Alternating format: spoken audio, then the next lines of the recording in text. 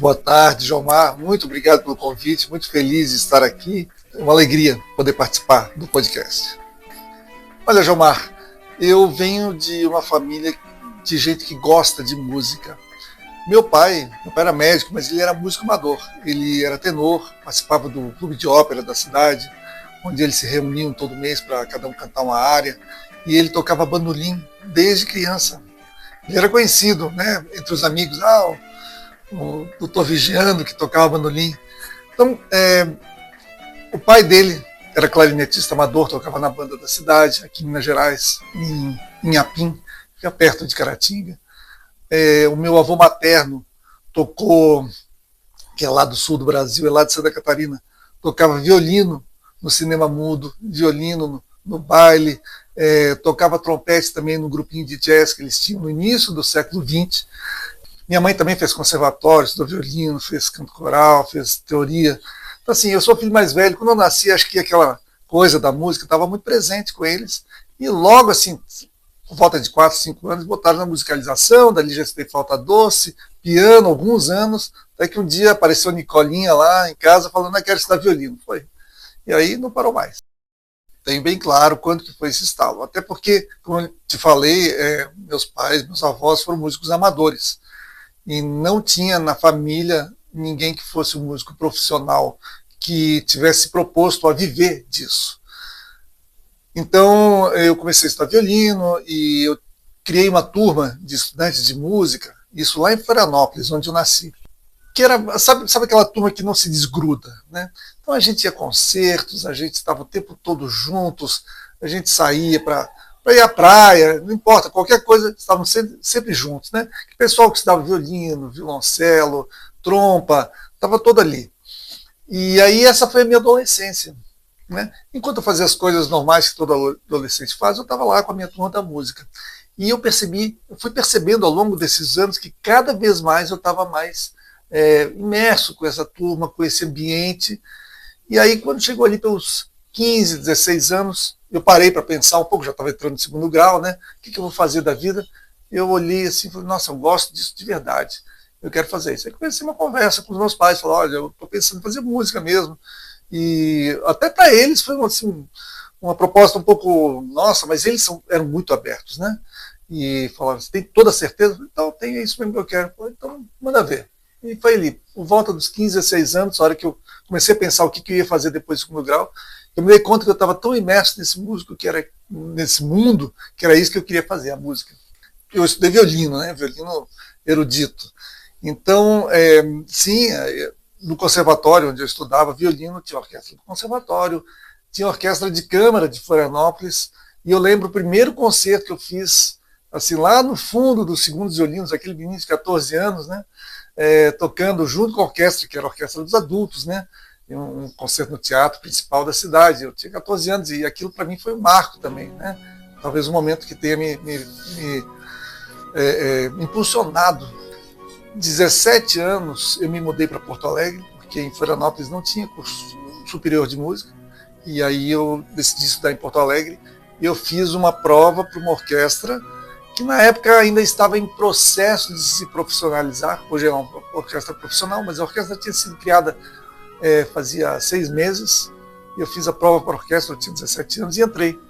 E aí eu passei todo o curso, toda a graduação tocando profissionalmente nessa orquestra. Essa orquestra se profissionalizou muito rápido, ali 1 ano ela já era uma orquestra profissional, já fizemos uma turnê brasileira, 1 ano depois que eu entrei, e chegamos a fazer uma turnê para fora do Brasil no final já do período que eu estava nela. Eu tive muita sorte, porque durante a minha graduação os meus professores eram, quer dizer, são, né, porque estão aí ainda, mas como professores meus eram pessoas excepcionais, incríveis pedagogos.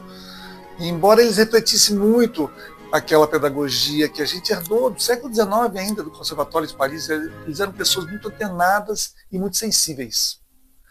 E aí eu já comecei a prestar atenção naquilo que eles estavam fazendo, né, e me identificar. Eu lembro que eu fui monitor do meu professor de violino e por alguns semestres eu acompanhei ele nas atividades todas, de aulas de extensão especialmente, mas também ia assistir as aulas dele da graduação. Então ali já começou essa prática. Quando eu formei, aquele menino, né? Porque 24 anos de idade, estava cheio de vontade, cheio de sonhos também, né? Eu acho que fiz um curso muito bem feito, muito dedicado. Eu queria fazer uma pós-graduação fora do Brasil. E aí eu fiz um monte de provas e para um monte de lugares. Eu acabei escolhendo estudar na Bélgica, onde eu fiquei por 2 anos e meio, estudando com um professor que não era belga, era estadunidense, enfim, mas estava lá, dava aula no conservatório de lá. E foi uma época muito feliz também, de muito crescimento, porque aí você é jogado dentro daquele mundo assim que, enfim, né, o que eu estudava, o que eu almejava era justamente aquele ambiente, né, muito específico da música clássica, que a gente chama, né. E quando eu terminei essa pós-graduação, lá em Florianópolis eles tinham criado o curso superior de música. E aí eles me ligaram e falaram: ó, Nicola, estão precisando de um professor aqui. E criamos o curso, e ainda não tem professor de violino. Teve um professor que esteve aqui muito rapidamente para criar a cadeira, mas ele não ficou, ele era de São Paulo. Aí eu fui fazer a prova como professor substituto na Universidade do Estado de Santa Catarina, e eu passei, peguei essa cadeira, fiquei 1 ano e meio lá até ir para o mestrado. E então comecei já como docente ali, voltando da pós-graduação, imediatamente. E adorei. Olha, me identifiquei totalmente. Então, como eu te falei, meu pai é mineiro e 80% da minha família é mineira. E aí eu estava lá dando aula em Santa Catarina, mas percebi que, apesar de ter feito essa pós-graduação na Europa, eu precisava de um título de mestre para continuar na carreira acadêmica. E aí eu decidi fazer o mestrado na UFMG e eu vim para Belo Horizonte. E morei 8 anos em Belo Horizonte, fiz mestrado, casei, tive o primeiro filho em Belo Horizonte e toquei em orquestra em Belo Horizonte, dei aula na UENG, dei aula na UFMG como substituto também, até que em algum momento abriu o concurso aqui para efetivo e eu já estava totalmente integrado, né, no ambiente musical de Minas Gerais. Eu já vinha a São João del Rei desde 1999, dar aula nos festivais de inverno aqui da UFCJ. Eu teve uma época, inclusive, que eu vinha todo mês dar uma orientação pedagógica no conservatório, né? Então, assim, eu já tinha uma relação com a cidade construída já de alguns anos, né? Em algum momento eu vinha até com bastante frequência para cá, e aí abriu esse concurso. Eu falei: nossa, interessante, me interessa muito, né? E aí me preparei muito para esse concurso e fiz logo na criação do curso, né? Da turma que criou o curso de música aqui em 2006. Olha, o material humano é incrível. Realmente São João e a região são celeiro de músicos de alta qualidade desde sempre, né? A gente tem notícia aí desde o ciclo do ouro, né? Grandes músicos que atuaram aqui, nasceram ou passaram por aqui, atuaram aqui. E isso é verdade para hoje em dia também, né? Eu acho às vezes que um problema crônico do Brasil como um todo, né, a aposta que as pessoas não fazem em relação a um investimento do Estado no sentido de uma administração que auxilie, promova a cultura como um todo, né? Então não é só a música, o teatro, outras formas de manifestação artística deveriam ser sempre muito incentivadas. Incentivadas mesmo, incentivadas em todo sentido. Assim, olha, corta qualquer tipo de imposto para esse pessoal, para eles poderem ter espaço para atuar, né? Então, assim, mas isso passa não só a você falar: a administração não faz isso. Não, as pessoas não apostam numa administração que faça isso. As pessoas não acreditam, infelizmente. E é cheio de músicos. Você vai aqui em São João, tem uma característica, Tiradentes tem outra, Prados tem outra. Todo mundo está aí fazendo música. E eu acho um ambiente riquíssimo. Claro que o ambiente também ele se modifica ao passar dos anos, né? O mundo se modifica. Quando eu cheguei aqui, a internet ainda era... A gente usava internet, mas não existia podcast, não existia Spotify, não existia, né? Hoje é um outro mundo. Em menos de 20 anos mudou tudo, né? Eu acho que os músicos, na verdade, são um tanto bem unidos. Acontece que a gente lida com uma matéria que é muito difícil, que é muito demandante, a gente precisa de horas de dedicação estudando, criando, se juntando para ensaiar e depois ainda para apresentar, e isso tudo também gera um estresse, porque você não trabalha só no mesmo lugar, você não trabalha sempre nas mesmas horas, é muita demanda. Então é natural que as coisas não sejam tão fáceis assim. Eu não acho que os músicos sejam exatamente desunidos. Não tem dúvida, eu concordo plenamente com você. E eu queria te dar um exemplo. Mais uma vez é a minha visão, tá? Eu vou falar da Ordem dos Músicos do Brasil. Ao longo da minha vida, também tem mais de 40 anos de atuação, eu tenho escutado a Ordem dos Músicos, aquilo tem que acabar, não serve para nada, não nos apoia em nada. E aí eu percebo que, na verdade, as pessoas estão querendo destruir um dos prédios mais bem construídos, um dos prédios mais bem planejados para poder suportar essa classe dos músicos. Claro que, de repente, o problema é quem está lá administrando a ordem dos músicos. Só que, por lei, tem eleição a cada 2 anos para a direção. Por lei, você tem que... Se os músicos acham que estão mal representados, pergunto, eles estão votando direito para a ordem dos músicos ou estão se sujeitando aos caras que estão sempre lá, fazendo sempre o que querem? Porque a ordem realmente é uma entidade de classe muito poderosa e poderia responder muito bem pelos músicos, mas os músicos não apostam nela. E eu vi lá em Belo Horizonte uma ordem dos músicos bastante atuante, eles dão cursos, eles dão apoio legal para os músicos, eles dão apoio médico para os músicos. Então quem se envolve com a Ordem dos Músicos do Brasil, eu acho que consegue muito apoio em muitos sentidos, às vezes até que os músicos não se dão conta que existe. Plano de saúde com vantagens, né, que não seja tão caro e que possa, né, são tão caros aí, a Ordem de repente tem um grupo, né, a Ordem faz um grupo e consegue oferecer um plano de saúde interessante, né, a preço interessante. Legal também, questões jurídicas, eles têm advogado à disposição. Mas assim, aí o músico não se interessa saber onde é a ordem, não paga a ordem, não vai lá saber quando é que tem votação. É um pouco culpa também, não dizer que os músicos são culpados.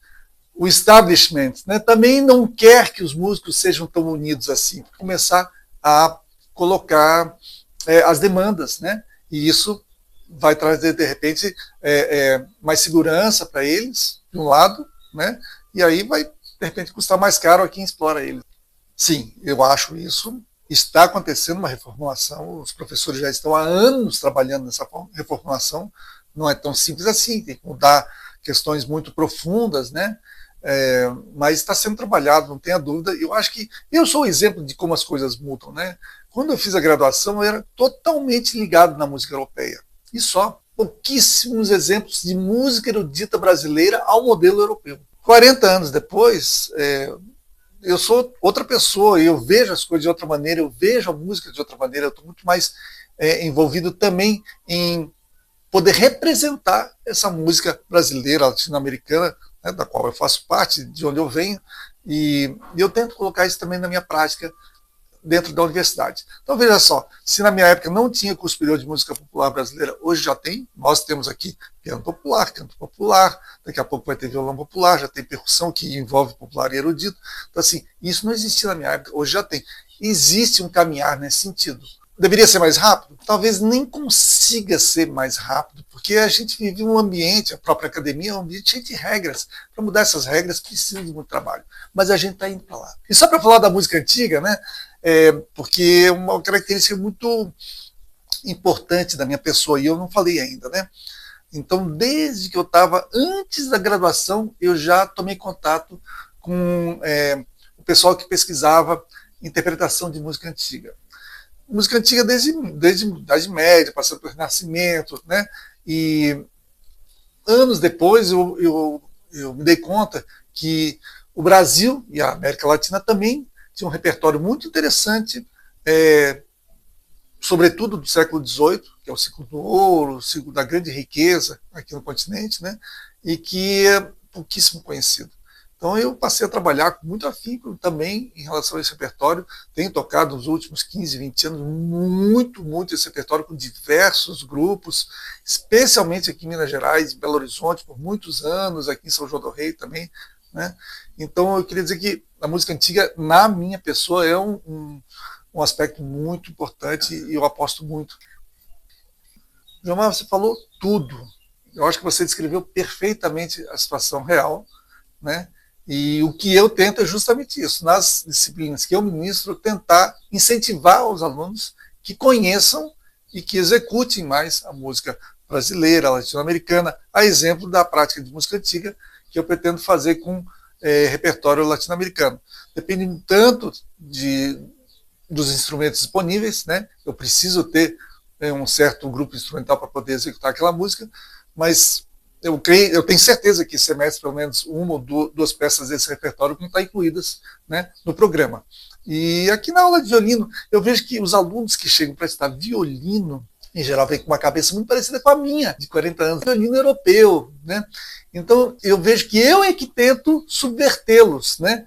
Nem sempre é assim, tem um pessoal que vem para a música popular e aí, né, já vem com a cabeça muito voltada para a música brasileira, mas o aluno, em geral, de violino, ele vem com a cabeça muito europeia.